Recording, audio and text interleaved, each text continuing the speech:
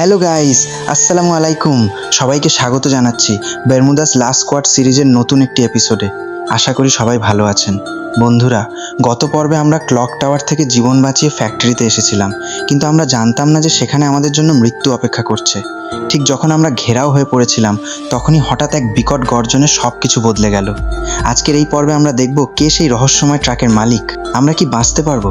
চলুন আর দেরি না করে সরাসরি আজকের অ্যাকশনে ঝাঁপিয়ে পড়ি। ক্লক টাওয়ারের সেই ভাঙা ঘড়িটার বিকট আওয়াজ যেন আমাদের বুকের ভেতর হাতুড়ির মতো বিঁধছিল। বাইরে তখন রক্তে ভেজা মাটি আর নতুন এক নরঘাতক স্কোয়াডের হিংস্র উপস্থিতি, আর আমাদের চোখের সামনে ধেয়ে আসছে নীল রঙের সেই মরণব্যাধি ইলেকট্রিক জোন। আমাদের হাতে সময় একদমই নেই। জোন যদি ক্লক টাওয়ারকে গিলে ফেলে, তবে এই অভিশপ্ত দ্বীপে আমাদের প্রথম অধ্যায় এখানেই শেষ হয়ে যাবে। গেমের পর্দায় জোন দেখলে আমরা ভাবতাম সামান্য এইচপি কমবে, কিন্তু বাস্তবে ওই নীল আলোর দেয়ালটার দিকে তাকাতেই গায়ের লোম দাঁড়িয়ে যাচ্ছিল। আকাশটা কি করব? আবিরের গলা থক করে কাঁপছিল। ওর হাতে ধরা লেভেল অয়নাত্মক একের হেলমেটটাও আঁকড়ে ধরেছিল পাগলের মতো। বাইরে ওই নরকশুগুলো দাঁড়িয়ে আছে, আর পেছনে জোন। আমরা তো মারা পড়বো রে। আমি আর নিতে পারছি না, আমাকে বাড়ি যেতে হবে। আমি লম্বা একটা শ্বাস নিলাম। স্কোয়াড লিডার হিসেবে আমি যদি এখন ভেঙে পড়ি, তবে পুরো টিম মুহূর্তের মধ্যে ধ্বংস হয়ে যাবে। নিজের বুকের ভেতরের ভয়টাকে শক্ত হাতে চেপে ধরে নিচু কিন্তু দৃঢ় গলায় বললাম, শোন সবাই, ভয় পেলে একদম চলবে না। আমরা প্রতিদিন এই গেম খেলেছি, হাজার হাজার ম্যাচ জিতেছি। পার্থক্য শুধু একটাই, আজকে স্ক্রিনের জায়গায় আমরা রক্ত মাংসের শরীরে দাঁড়িয়ে আছি। নীরব, তোর M4A1 দিয়ে জানালা দিয়ে নজর রাখ। নীলু, তোর শটগান রেডি রাখ। আমরা ঘরের পেছনের মেইন ডোর দিয়ে সোজা ফ্যাক্টরির দিকে স্প্রিন্ট দেবো, কিন্তু বাইরে যদি ওরা স্পট করে ফেলে? নীলু শটগানের লক খুলতে জিজ্ঞেস করলো। ওর কপালে বিন্দু বিন্দু ঘাম জমে উঠেছিল।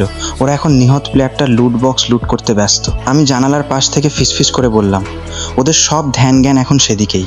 আমরা এই সুযোগটাই নেব। আমি 3 গুনবো, তারপর একসাথে অল আউট রান। 1, 2, 3। আমরা একসাথে ক্লক টাওয়ারের পেছনের কাঠের দরজাটা ধাক্কা দিয়ে খুলে বের হয়ে এলাম। ভিজে মাটির ওপর আমাদের ভারী বুটের আওয়াজ, আর পেছনে জোনের সেই বিকট সাঁই শব্দ।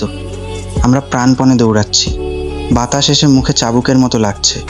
ফুসফুস ফেটে যেন নিঃশ্বাস বেরিয়ে আসতে চাইছে।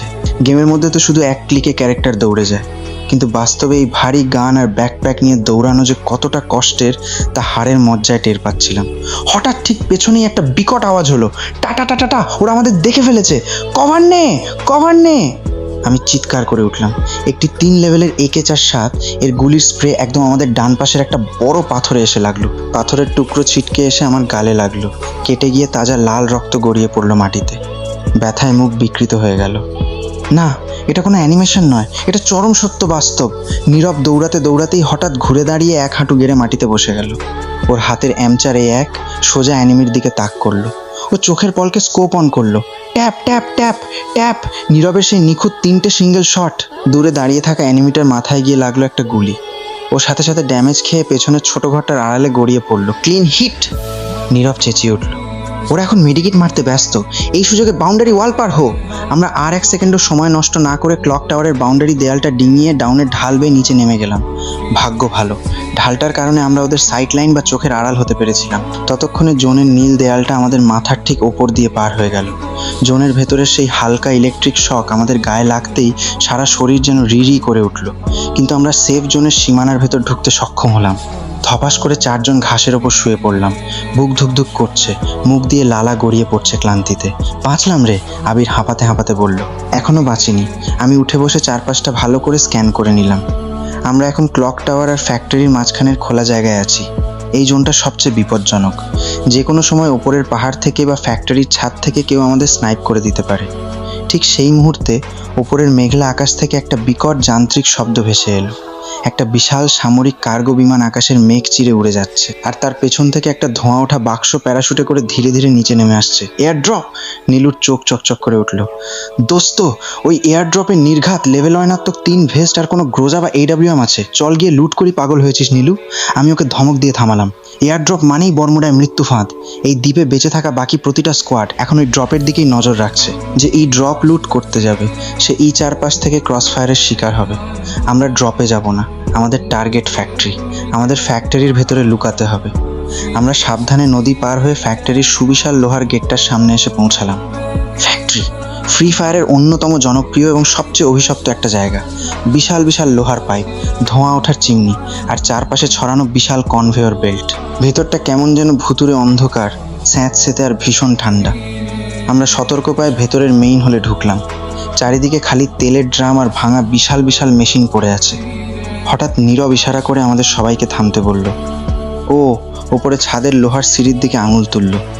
লোহার সিঁড়িতে হালকা বুটের শব্দ। ঠক ঠক, কেউ একজন ওপরের প্ল্যাটফর্ম থেকে খুব সাবধানে নিচে নাম। আমরা চারজন সাথে সাথে চারটা বড় লোহার পিলারের পেছনে পজিশন নিলাম। নীরব ওর বন্দুক তাক করে রাখলো সিঁড়ির দিকে। নীলু শটগান শক্ত করে চেপে ধরলো ওর আঙুল ট্রিগারে। সিঁড়ি দিয়ে যে নেমে এল তাকে দেখে আমাদের চারজনেরই চোখ ছানাবড়া হয়ে গেল। ও একা। ওর পরনে রেড ক্রিমসন বান্ডেল, হাতে একটা চকচকে ড্রাগনভ স্নাইপার। কিন্তু ওর হাঁটার স্টাইল কোনো সাধারণ গেমারের মতো নয়, একদম পেশাদার কোনো মার্সেনারি বা কমান্ডোর মতো। ও খুব ধীর গতিতে চারপাশে স্ক্যান করতে করতে নিচে নামছিল। ও আমাদের এখনও দেখতে পায়নি। ও এসে দাঁড়াল একটা বিশাল হলুদ রঙের তেলের ড্রামের পাশে। নীলু ফিসফিস করে আমার কানে বলল, ও একা আছে রে, স্কোয়াড থেকে বিচ্ছিন্ন হয়ে গেছে বোধহয়। একটা শটগান স্প্রে দিলেই খতম, মেরে দিই। আমি হাত তুলে নীলুকে থামালাম। কিছু একটা প্রচণ্ড গড়বড় মনে হচ্ছিল আমার। ফ্রি ফায়ারে এত অভিজ্ঞ একজন প্লেয়ার ফ্যাক্টরির মতো বিপজ্জনক জায়গায় একা একা অত অসতর্কভাবে ঘুরবে কেন? এটা কি কোনো সাজানো ফাঁদ? আমার চিন্তা শেষ হতে না হতেই ফ্যাক্টরির ওপরের ক্যাটওয়াক থেকে একটা তীব্র পৈশাচিক হাসির শব্দ ভেসে এল। একদম নড়বে না, হাত থেকে অস্ত্র নামিয়ে দাও, নতুবা 1 সেকেন্ডে মাথার খুলি উবে যাবে। আমরা চকিতে ওপরের দিকে তাকালাম। আমাদের কলিজা পানি হয়ে গেল। ফ্যাক্টরির ছাদের ওপর লোহার বিমের ওপর দাঁড়িয়ে আছে আরও 3 জন লোক। সবার হাতে হাই ক্যালিবারের অটোমেটিক গান, উডোপেকার আর MP4 শূন্য।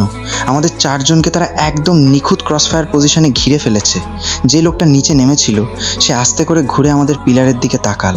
ওর মুখে একটা বিষাক্ত হাসি। আমরা জানতাম ক্লক টাওয়ার থেকে জোন তাড়া করলে কোনো না কোনো কাঁচা ইঁদুর এই ফ্যাক্টরির খাঁচায় এসে ঢুকবেই। লোকটা ঠান্ডা গলায় বলল, তোমাদের সামনে এখন 2টো রাস্তা খোলা আছে। 1, তোমাদের সব গান, ভেস্ট আর অ্যামো আমাদের সামনে ফেলে দিয়ে হাত তুলে দাঁড়াও। আর 2, এই ফ্যাক্টরির নোংরা মেঝেতেই তোমাদের 4 জনের লাশের স্তূপ বানিয়ে দেবো। আমার মাথার ভেতরে ঝড়ের গতিতে চিন্তা ঘুরতে লাগলো।